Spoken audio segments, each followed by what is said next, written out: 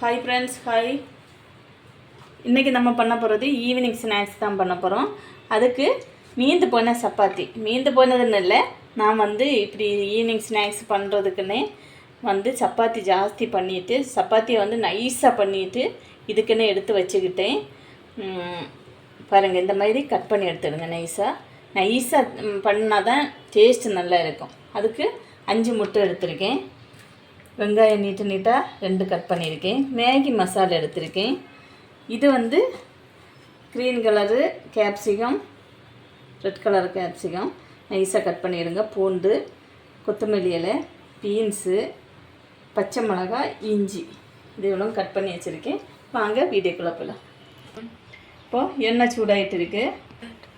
பூண்டு போட்டுக்கலாம், இஞ்சி போட்டுக்கலாம், பச்சை மிளகாய் போட்டுக்கலாம், முட்டை போட்டுக்கலாம். 5 முட்டை போட்டுருக்கேன்.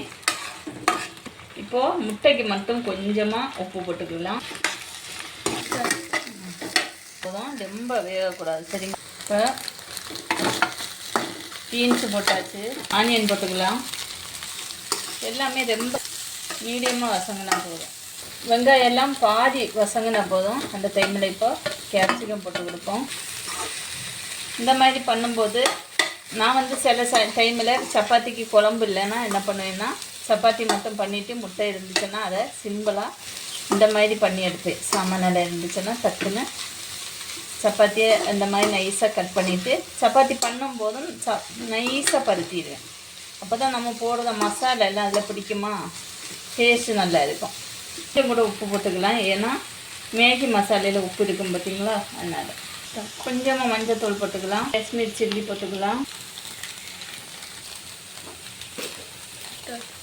நம்ம இந்த சப்பாத்தி கட் பண்ணி வச்சுருக்கிறதெல்லாம் போட்டுக்கலாம்.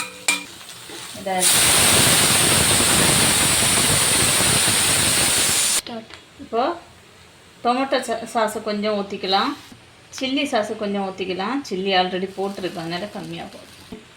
அப்படியே சோயா சாஸு,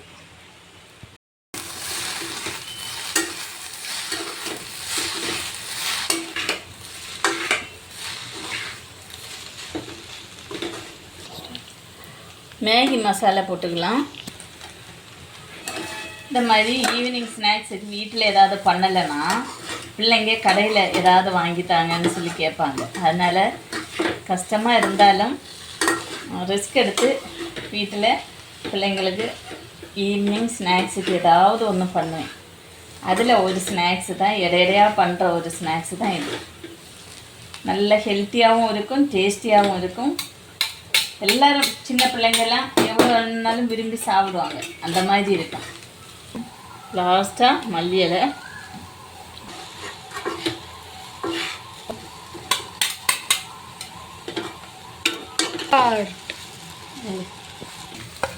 அப்படியே சுட எடுத்து ஒரு நாட்டு சர்க்கரையில் ஒரு மசால் டீயும் போட்டு சாப்பிட்டோன்னு வைங்க, சும்மா அப்படி இருக்கும் டேஸ்ட்டு.